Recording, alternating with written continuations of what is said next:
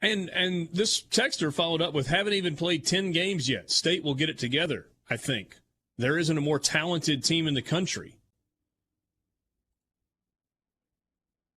A must-win game? What are you talking about? Yes, State has to start playing better, but this is only problem with baseball being such a big deal in Mississippi. People get silly. Must-win game, ha-ha. Well, I mean, did you even listen to what I said? I've been saying this here and on the podcast for the past week. State was the 7th seed last year. They lost 3 games in the non-conference total, the whole year. They've already lost 4. They are treading on the edge where, unless they're planning to go 22-8, 23-7 in the SEC, hosting is going to be difficult because they're just going to have so many non-conference losses. And they've already got one right now with Northern Kentucky. That's going to be a sub-225 or worse RPI loss when this is all done. I won't be surprised if it's sub-250 because that's not a good baseball team that they lost to. What I said, by the way, going to the break, and I said we would talk about it when we came back, is this is the closest thing there is to a must-win game 3 weeks into a season. Saying that a non-conference game in the third weekend of the season or a non-conference series in a third weekend of a season is must win would be stupid. I agree. The point that I was making was Landon Sims is on the mound on Friday. Mississippi State has not been playing great baseball. Mississippi State needs a good performance from maybe even a great performance from Landon Sims on the mound. And they need to find enough offense to turn Friday night into a win. Because if you lose Friday with Landon Sims on the mound, now you get real worried about salvaging a game over the course of the weekend.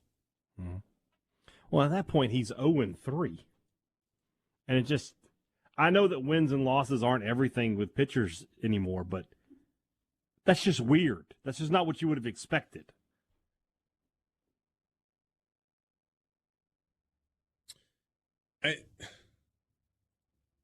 This texter, I'm having trouble following. I mean, he wrote very clearly, there isn't a more talented team in the country when talking about Mississippi State. And then in his next text, he just tells us, or maybe it's a she. I'm assuming he, I don't know. I'm not saying State is the most talented team. Ole Miss might be more talented because Ole Miss is loaded, but State has as much talent. But you just said there's not a more talented team in the country. Borky, we need PC principle. He's out here assuming genders. Yeah, come on. Going to have some microaggressions if we're not careful. Yeah, sorry. Him, her, she, hers. They, whatever. We, us, they. I don't even know what all that means. But yes, this person did say, go from there isn't a more talented team in the country to I'm not saying State is the most talented team.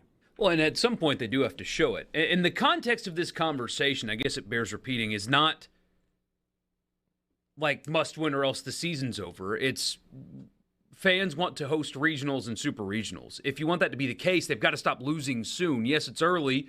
Yes, Mississippi State teams have had bad starts. I mean, Haydad and I talked about it the other day, Richard, when you were out. State had a bad season and made it to Omaha. Really? Mm-hmm. Yeah. So, of course, right now doesn't mean anything if they get hot and play well late. But in the context of hosting regionals, which is the easiest path to getting to super regionals, and if you're hosting that one, it's the easiest path to get to the College World Series, they've got to get out of whatever this is, and it's got to happen starting tomorrow. That's the context of the conversation. Let me explain why I said that Friday feels like a must-win. Because we get the text that says, the dogs will get it together for all y'all haters. And there's nobody that's been more positive about this Mississippi State team than I've been. Like, maybe even more so than Haydad. I think it's a talented group. You got a lot of guys that can hit. You got a lot of guys that have played in big moments, that have been on big stages. I don't doubt that they're going to get it together. Here's why I said, and it's what Haydad's talking about. It's not about, is Mississippi State going to be in the postseason? Come on, they're going to get it together. They're going to be a postseason team. But what's the standard for Mississippi State baseball? It's not being in the postseason. Why'd you build that stadium? It's hosting regionals and super regionals and getting to Omaha. That's the standard for Mississippi State baseball. You can insert an Ole Miss joke there if you want to, right? Ole Miss has invested similarly into baseball. The standard is you need to host regionals and super regionals and get to Omaha. Well, they've hosted regionals. They've hosted some super regionals, and they've gotten to Omaha once in the last 22 years. Well, really longer than that, but we're talking about the Mike Bianco era. They've gotten there once since 1970. I mean, if we just want, yes, Ole Miss has not reached the standard for the investment into the program. Mississippi State has. And so the conversation is about if the standard is hosting and being in contention for a national seed to give you the best chance to get to Omaha, here's why this weekend matters. It's too early, by the way, for RPI and strength of schedule to be a be-all, end-all conversation. But 9 games into the year, Mississippi State is 267 in the RPI, and they have the 276th strength of schedule. Now look, if State was 9-0 instead of 5-4, that 276 strength of schedule wouldn't matter because their RPI would be 55 or 42 or something like that, and you know what's coming in the SEC. There's no doubt Mississippi State's strength of schedule is going to go up. Look, it went up 14 places just from playing Southern Miss, even though they lost last night. Just playing Southern Miss caused the RPI to jump 14 spots. Yeah. These next 5 games will jump them 100 spots, I bet. They're going to be in the 150s next week, regardless of the outcome. After you go Southern Miss, 3 with Tulane, 2 with Texas Tech. Because when you scroll up, you find that Tulane is in, let's see, they're in the, 60 range? Is that right? 50s or 60s? I had it pulled up earlier. Tulane's RPI is 34. 34. Tulane's 34. And Texas Tech is 29. Spots. It just dropped 28 spots this week. Yeah. It was 6. Sure. And also, I mean, go a little step further. Princeton, who State has next weekend, is 68. Okay. So there are games that are going to help the strength of schedule. And if you win those games, the RPI is going to climb way, way, way high too. Right.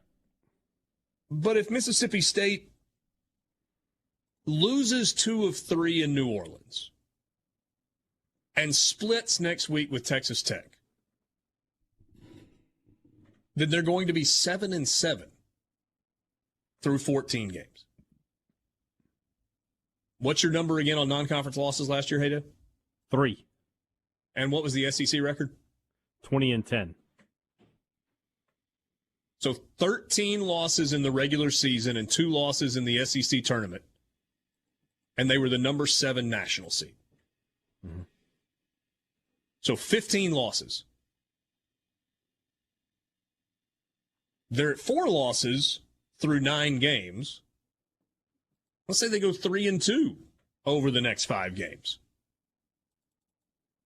You're at 6 losses through 14 games.